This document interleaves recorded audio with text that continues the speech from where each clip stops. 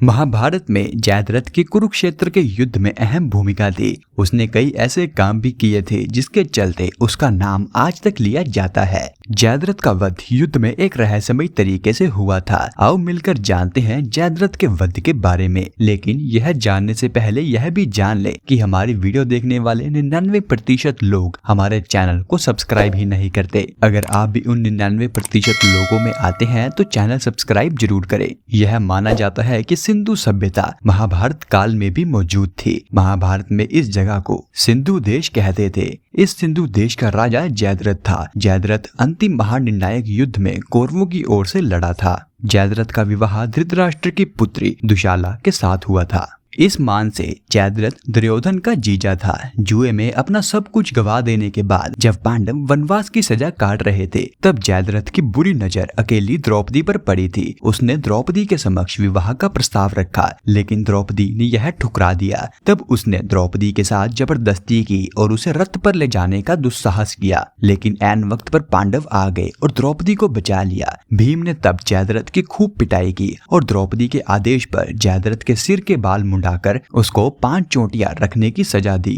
और सभी जनता के सामने भी उसका घोर अपमान भी करवाया। इस अपमान की आग को जयद्रथ ने युद्ध में अभिमन्यु के लहू से बुझाया था। युद्ध में चक्रव्यूह में अकेले फंसे अभिमन्यु जब रथ का पहिया उठाकर युद्ध कर रहा था तब जयद्रथ के कारण ही अभिमन्यु के पीछे आ रहे पांडव चक्रव्यूह में अभिमन्यु के मदद के लिए नहीं आ पा रहे थे, क्योंकि जयद्रथ ने सभी को चक्रव्यूह में जाने से रोक दिया था। अभिमन्यु के चक्रव्यूह में घुस जाने के बाद जयद्रथ चक्रव्यूह के अंदर घुसने से चारों पांडवों को रोक देते हैं और इसी कारण अभिमन्यु निहत्था ही मारा जाता है। अभिमन्यु की मृत्यु का समाचार जब अर्जुन को मिला तो वह बेहद ही क्रोधित हो उठे और अपने पुत्र की मृत्यु के लिए शत्रुओं का सर्वनाश करने का फैसला किया। सबसे पहले उन्होंने कल की संध्या का सूर्य ढलने के पूर्व जयद्रथ को मारने की शपथ ली और कहा कि यदि मैं ऐसा नहीं कर पाया तो खुद की चिता बनाकर उसमें भस्म ही हो जाऊंगा। यह घोषणा सुनकर कौरव पक्ष में हर्ष व्याप्त हो गया और उन्होंने जयद्रथ को छुपा दिया ताकि सूर्यास्त से पहले जयद्रथ का वध न हो पाए और इस तरह अर्जुन खुद ही आत्महत्या कर मारा जाएगा।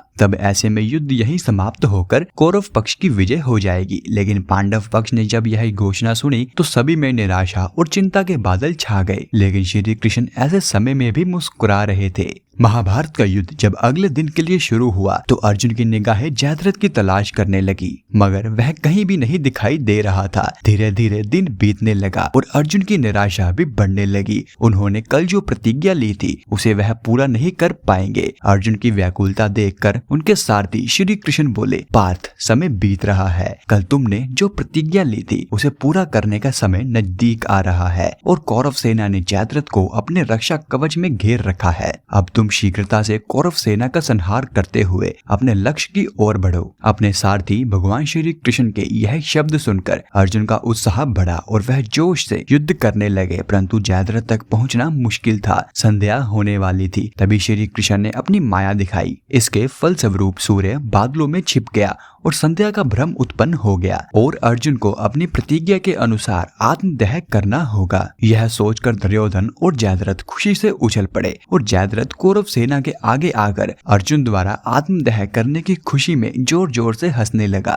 जयद्रथ को देखकर श्री कृष्ण बोले, हे पार्थ, तुम्हारा शत्रु तुम्हारे सामने खड़ा है। उठाओ अपना गांडीव और वध कर दो जयद्रथ का। वह देखो, अभी सूर्यास्त नहीं हुआ है। यह कहकर श्री कृष्ण ने अपनी माया खत्म की। देखते ही देखते सूर्य बादलों की ओर से बाहर आ गया। सबकी निगाहें आसमान में सूर्य की तरफ उठ गई। सूर्य अभी भी चमक रहा था। यह देखकर दुर्योधन और जयद्रथ के पैरों तले जमीन खिसक गई। जयद्रथ डर कर भागने लगा। उसी समय अर्जुन ने अपना गांडीव उठा लिया। तभी अर्जुन को श्री कृष्ण चेतावनी देते हैं, पार्थ, जयद्रथ के पिता ने इसे वरदान दिया है, जो कोई भी जयद्रथ का मस्तक धरती पर गिराएगा उसका मस्तक भी 100 टुकड़ों में विभक्त हो जाएगा। अगर इसका मस्तक धरती पर गिरा तो तुम्हारे सिर के भी 100 टुकड़े हो जाएंगे। उत्तर दिशा में यहाँ से 100 योजन की दूरी पर जयद्रथ के पिता तप कर रहे हैं। तुम जयद्रथ का मस्तक इस प्रकार काटो कि वह उसके पिता की गोद में जाकर गिरे। अर्जुन ने श्री कृष्ण की चेतावनी बड़े ही ध्यान से सुनी और अपने लक्ष्य की ओर ध्यान रखकर बाण छोड़ दिया। उस बाण ने जयद्रथ का सिर धड़ से अलग कर दिया और उसे सीधा लजाकर जयद्रथ के पिता की गोद में जा गिराया। पुत्र का कटा शीश देखकर जयद्रथ के पिता चौंक कर उठ गए तो पुत्र का कटा शीश गोद से जमीन पर गिर गया।